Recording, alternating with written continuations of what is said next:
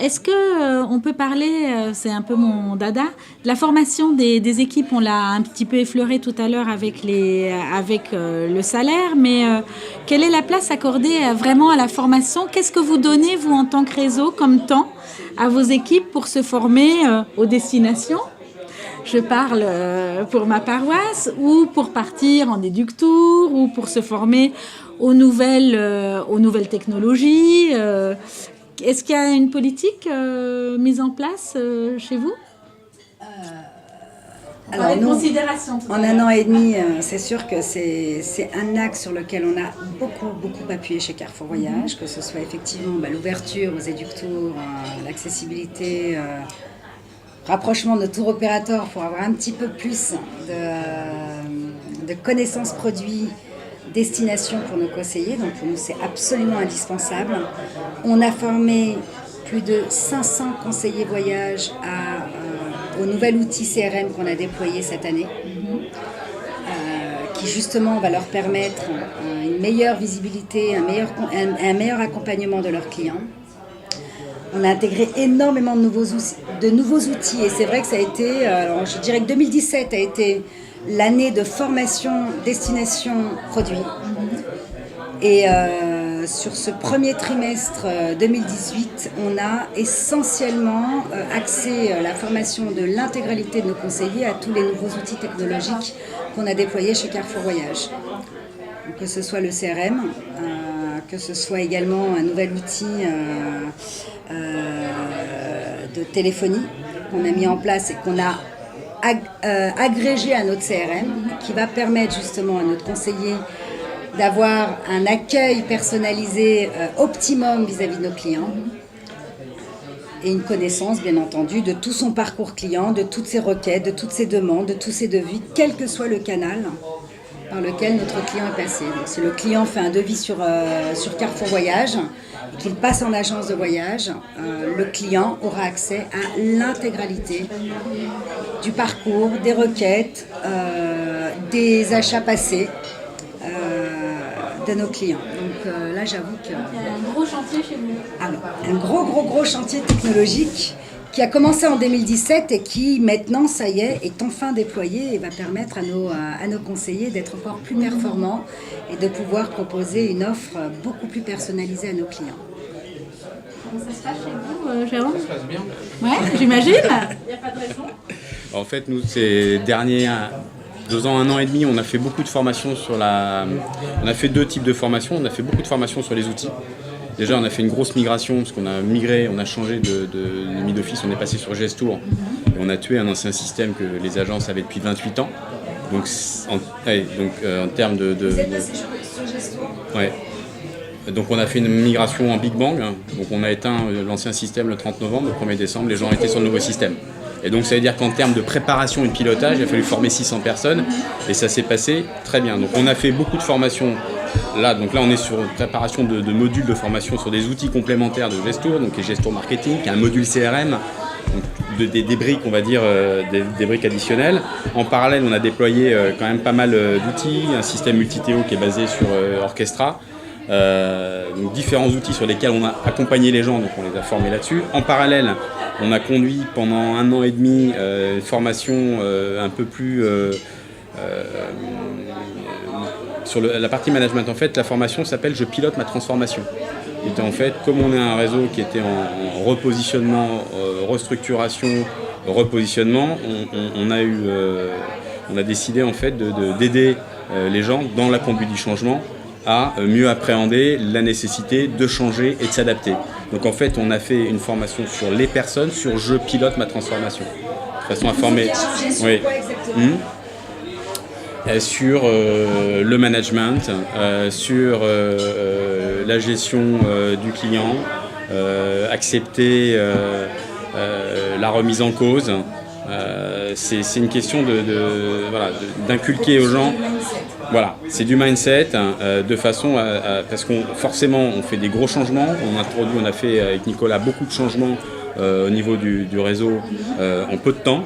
Et donc il y a besoin aussi de soutenir et d'accompagner les gens là-dessus. Donc ça, j'ai envie de dire, c'est fait. Après, c'est de l'accompagnement. Donc sur la partie métier, j'ai envie de dire, là on travaille sur des modules de formation sur la technique de vente pure, donc, de la vente.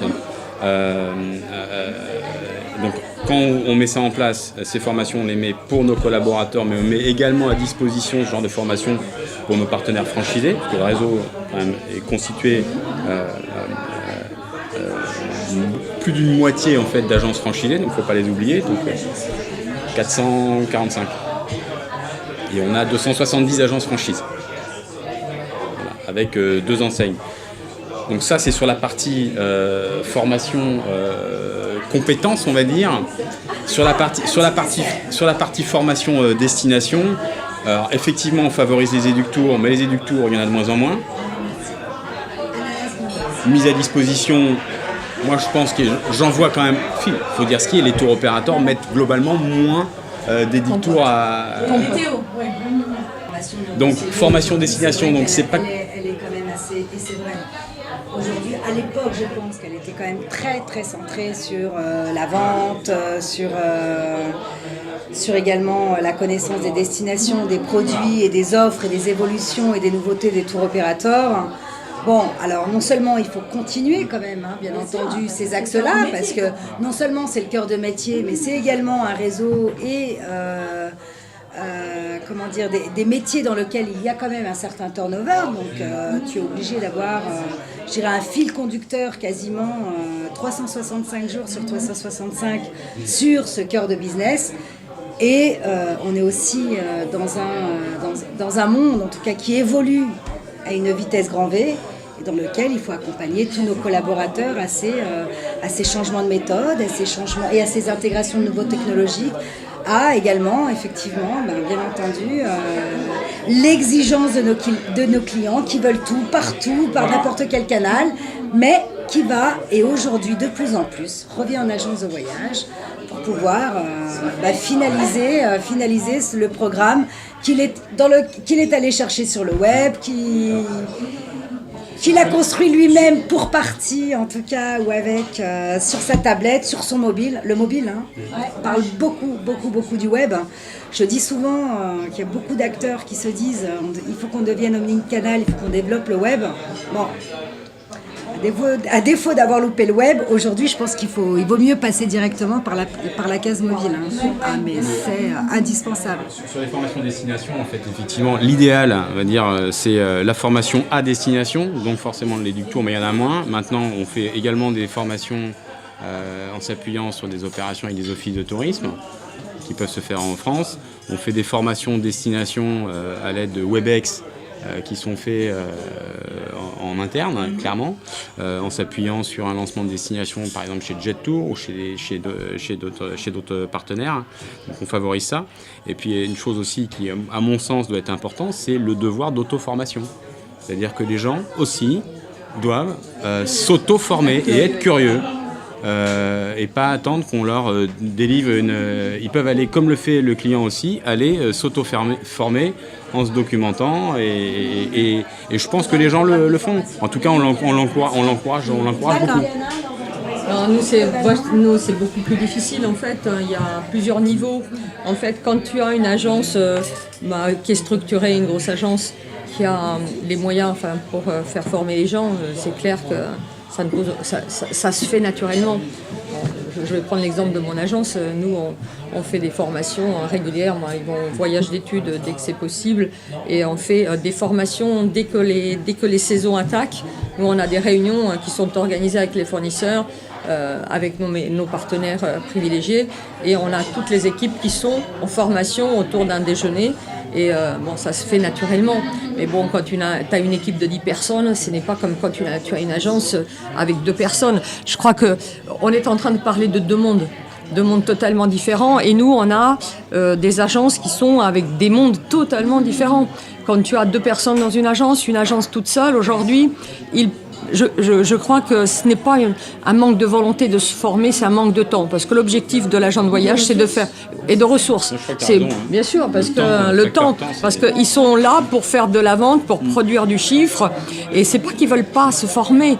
Moi, je vois, ils viennent, beaucoup viennent à notre convention. Non, mais je reconnais, c'est qu'ils viennent parce que on leur donne un moment fort où ils peuvent rencontrer des partenaires, où ils peuvent parler des produits, où on leur apprend des choses, comment mieux manager leur temps, comment ne serait-ce que, on n'a pas parlé, mais rénover leurs agences avec peu de moyens, où il faut effectivement trouver des solutions pour accueillir de mieux en mieux les clients, avoir des nouveaux outils. Alors nous, notre travail aujourd'hui au niveau du réseau, c'est de leur apporter des soutiens plus dans la logistique des outils Internet, comment se remettre en cause, comment aussi réfléchir. Bon, moi, je reconnais que je suis un peu dictatoriale à ce niveau-là.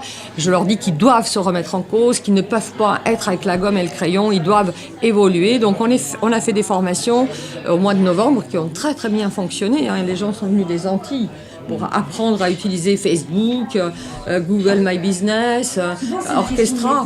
Voilà.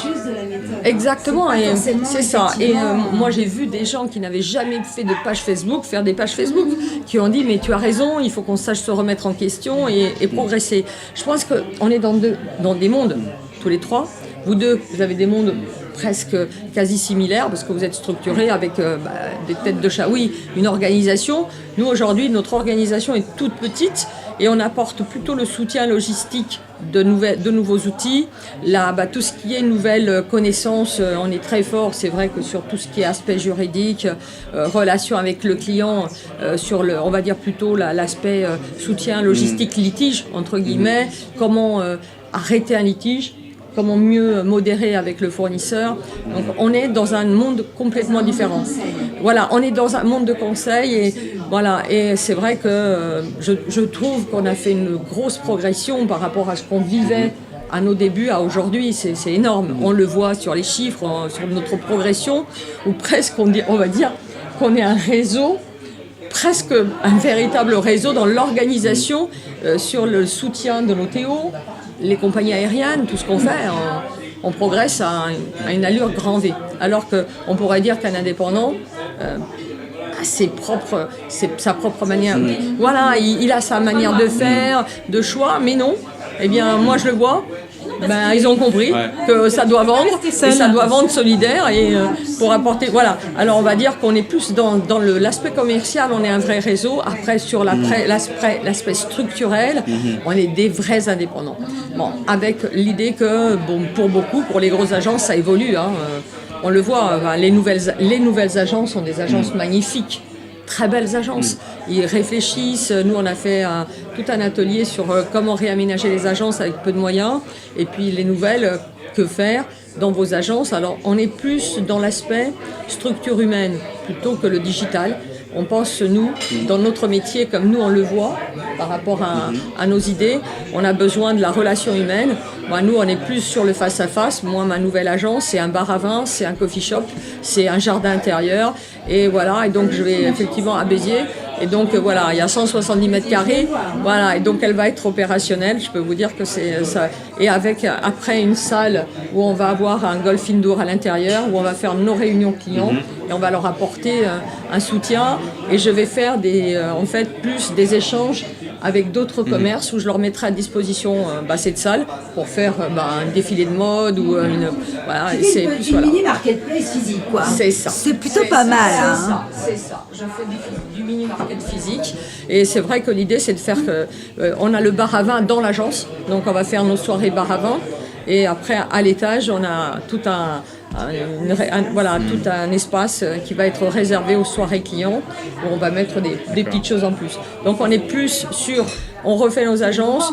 Voilà, on a une très belle agence actuellement. D'ailleurs, tous ceux qui la connaissent me disent qu'elle est déjà très très belle. On a un corner Club Med donc à l'intérieur et on a essayé de faire évoluer ses idées, alors en montrant des exemples, parce que bon, c'est vrai qu'une belle agence, tu peux la faire avec un beau canapé, un bar, ça coûte pas grand-chose. Voilà. Après, voilà, c'est tout ça qu'il faut que les agences comprennent. Il faut que le client y vienne. Voilà, nous, l'idée, c'est de faire du face-à-face salon, plus que et la vente derrière. Donc, on a mis les bureaux qui vont être derrière, et on accueille les clients non plus dans le bureau, mais avec un accueil salon où on reçoit le client, on partage avec le client, on va faire un espace café où voilà, on reçoit le client dans un salon. Donc voilà, c'est plus ça. Voilà. C'est un peu l'esprit BDM. C'est l'esprit américain, en fait. La première agence qui était comme ça, moi j'ai été marquée par ce nouvel esprit aux États-Unis où on mélange l'accueil du client avec le coffee shop et le bar à vin, et moi j'ai trouvé ça super. Et donc j'ai dit, je vais trouver... La collecte du voyage à Béziers. C'est ça. Alors, dernier tour de table parce qu'on arrive à la fin, mais oui, c'est le dessert. Juste en quelques mots, qu'est-ce que vous percevez comme tendance pour cet été? Le produit qui marche bien, la destination qui décolle, une tendance à noter pour aiguiller les agences qui nous regardent et sur quoi elles devraient focuser leurs efforts. Alors chez nous, on retrouve le trio gagnant Grèce, Italie, Espagne en tête de ligne sur cet été. On note néanmoins un vrai retour de la Tunisie. Qui connaît... Oui, je fais un grand sourire parce qu'effectivement, on le sait, la Tunisie reste quand même la destination de cœur touristique du marché français. Elle a énormément souffert ces dernières années, donc oui, j'affiche un sourire parce que c'est à la fois l'opportunité pour nos clients de retrouver cette belle destination et c'est à la fois une opportunité pour cette belle destination de retrouver nos clients. Donc oui, je suis assez ravie et je pense que ce n'est qu'un début. En tout cas, je le souhaite et je l'espère. Qu'est-ce que tu notes? Alors, en termes de produits, Jet Tour se vend très bien. À tout seigneur, tout honneur. Voilà. Ça va dépendre du 14 juin. This is a private joke. En tout cas, Pourvu que ça dure. dans nos agences, ça se passe très bien. Non, mais, C'est une histoire entre femmes.